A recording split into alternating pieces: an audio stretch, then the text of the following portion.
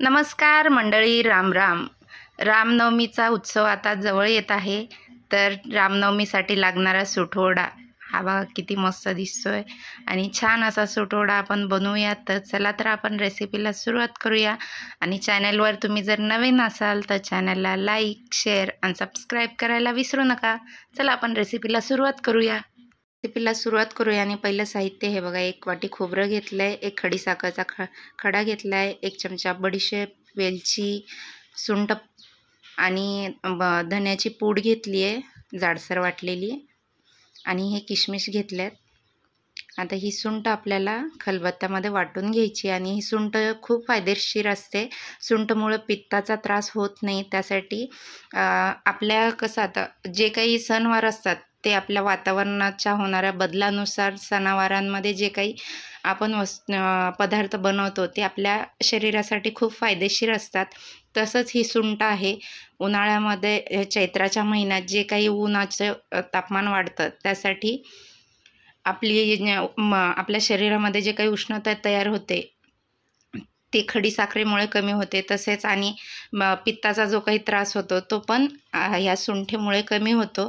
तर ही सुंठ आणि वेलची पूड मी वाटून घेते. हे बघा, अशा प्रकारे खलबत्त्यामध्ये वाटून घेते. तुम्ही पाहिजे तर मिक्सरमध्येही वाटून घेऊ शकता. हे बघा, अशा प्रकारे त्याला आता नंतर मी खडीसाखर टाकून घेतली आहे.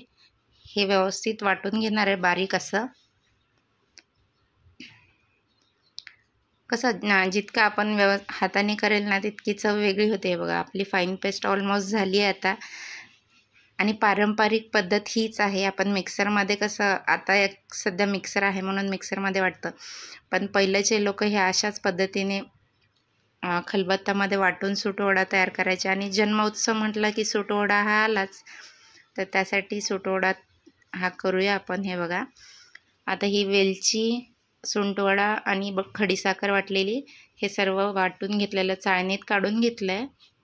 आणि हे चाळणीमध्ये चाळून घेते. जास्त जाडसर असं नाही घ्यायचं आहे ना आपल्याला, त्यामुळे म्हणून मी चाळून घेते.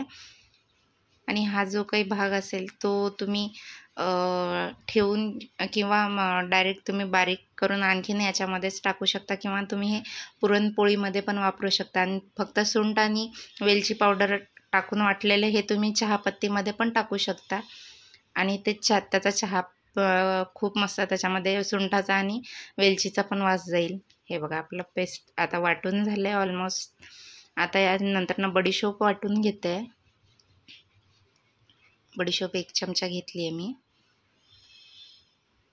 बडीशोप ही पण आपल्या पचनासाठी खूप महत्त्वाची असते.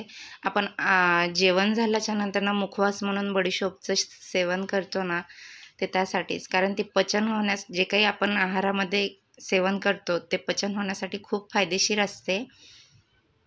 तर या सर्वांचं मिश्रण म्हणजे सुटवडा, आणि खूप फायदेशीर असतात. तुम्ही हा सुटवडा 1 महिन्यासाठी स्टोअर करून पण ठेवू शकता. यामध्ये तुम्ही तुमच्या आवडीचे ड्रायफ्रूट पण घालू शकता. हे बघा, व्यवस्थित सर्व जे बडीशोप वाटून झाली होती ती चाळून घेतली आहे मी.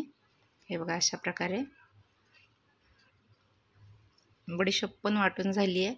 आता जे खोबरं आहे ना ते खोबरं आपल्याला वाटून घ्यायचं आहे. जास्त नाही, थोडंसं असं जाडसर वाटून घ्यायचं आहे आपल्याला.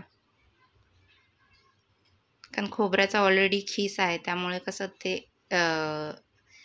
जास्त वाटण्याची गरज नाही पडणार आपल्याला. थोडंसं त्याला फक्त जाडसर असं कुटून घ्यायचं आहे.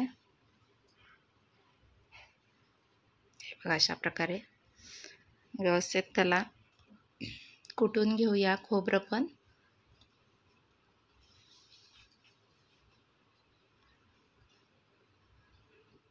हार्डली 5 ते 7 मिनिटात आपला सुटवडा तयार होतो.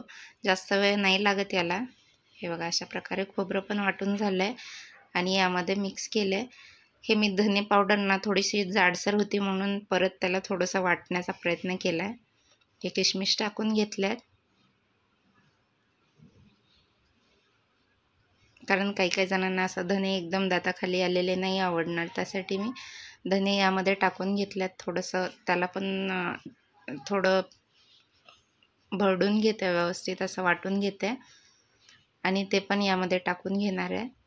हे बघा झालं, कारण ते ऑलरेडी वाटलेलं होतं त्यामुळे जास्त वेळ नाही लागणार. धन्यामुळे याला वेगळीच चव येते.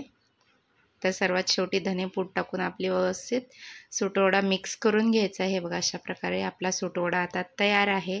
आणि नक्की ट्राय करून बघा. आणि तुम्हाला जर ही रेसिपी आवडली असेल तर चॅनलला सबस्क्राईब करा आणि बेल आयकॉनचं बटन दाबायला विसरू नका, कारण ज्या काही मी नवनवीन रेसिपीज बनवेल तर त्याची सर्वात प्रथम तुम्हाला नोटिफिकेशन येईल.